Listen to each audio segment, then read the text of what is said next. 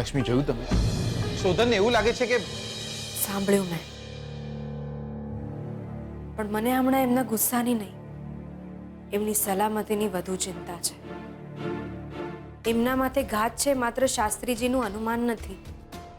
મને નફરત કરવામાં એ પોતે ભૂલી રહ્યા છે કે એમના માથે કાળનો પડછાયો છે. વારે વારે મોત એમને અડીને જઈ રહી છે. અમારા ગામે માતાજીના મંદિરે ભંડારો હતો, ત્યાં પણ એમનો જીવ બચ્યો હતો.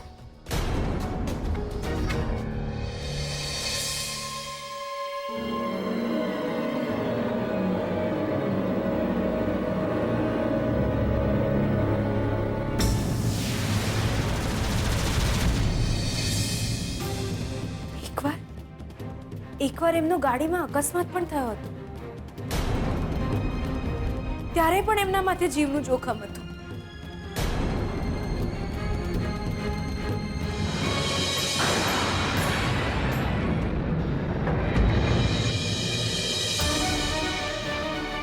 આ વખતે જો એટલે દર વખતે શોધનનો જીવ તમારા કારણે બચ્યો છે એમ ને? ભગવાન નથી હું કે હું કોઈનો જીવ બચાવું, પણ હા, દર વખતે નિમિત્ત હું બનું છું. એમની વાત સાચી હતી. એ માણસ પર દયા ખાવાની કોઈ જ જરૂર નહોતી. એ માણસ ફરીથી એમની પર હુમલો કરશે તો? એ માણસથી જ એમને જો જીવનું જોખમ હશે તો? એવું ના હોય દિયોર. એ તો લાકડી લઈને ફરે છે. જે માણસ હાથમાં આવે છે એને ધબકાઈ દે છે.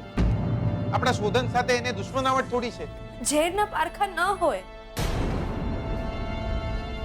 એ માણસ જે કોઈ પણ છે, જો એ એમનો દુશ્મન, તો એ મારું પણ દુશ્મન.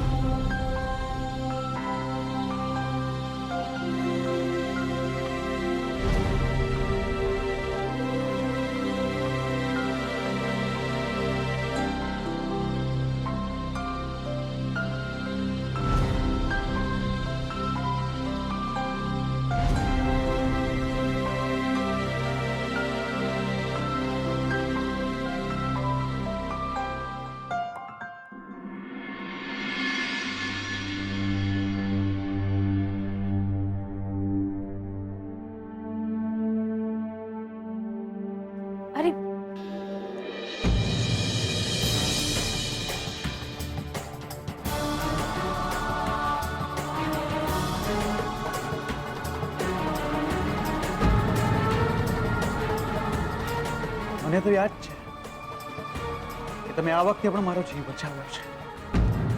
તમે એ વાત ભૂલી ગયા છો કે મારી આ હાલત કોના લીધે થઈ છે.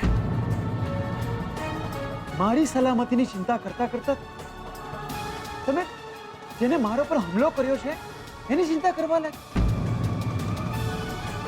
અરે જ્યારે તમને મારી ચિંતા જ નથી તો શા માટે દોડતા આવો છો? ના આવો દોડીને મારી મદદ કરવા માટે. અપંગ નથી થઈ ગયું. અને તેમ છતાં પણ તમારે જો એ નાટક કરવું હોય કે તમને મારી બહુ ચિંતા છે તો જાઓ અને શોધો એ માણસ અને સજા આપો એને. તો સારું છે કે વધુ વાગ્યું નથી મને. એ માણસને લીધે મારો જીવ ગયો હતો.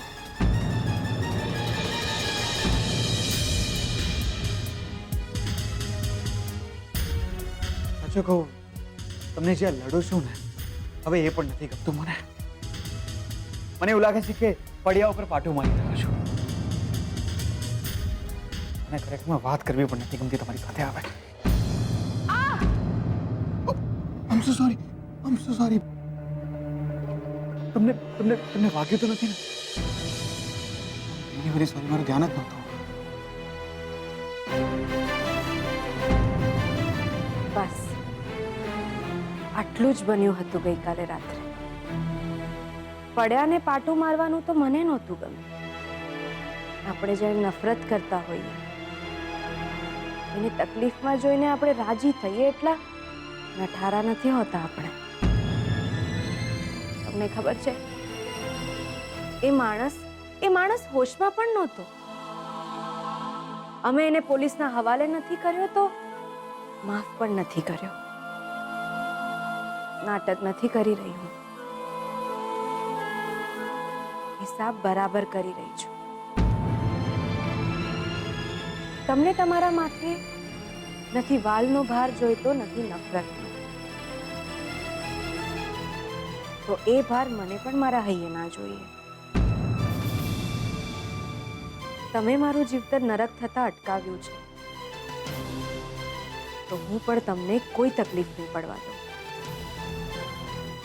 અને એને માટે મારા ગળામાં તમારા નામનું મંગળસૂત્રની કોઈ જ જરૂર નથી. એક છોકરીની આબરૂ માથે ઓઢેલી સાડીના પાલવ માત્રથી સલામત નથી રહેતી. એને માથે છત જોઈએ જે મને મળી છે આ ઘરમાં. હિસાબ બરાબર થવો જોઈએ. નહીં જોઈએ મારા હૈયે પણ કોઈ ભાર.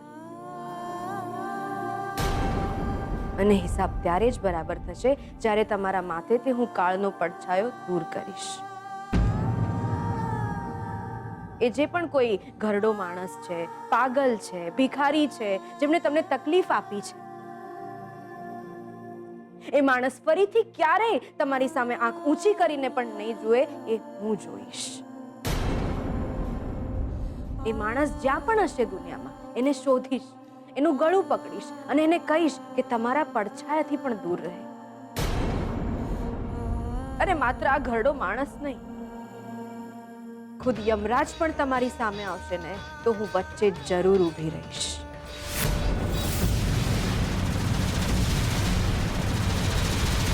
તમારું વાલ નથી રોકી શક્યું મને આજ સુધી, તો તમારી ચિંતા કરવામાં તમારી નફરત શું રોકશે મને?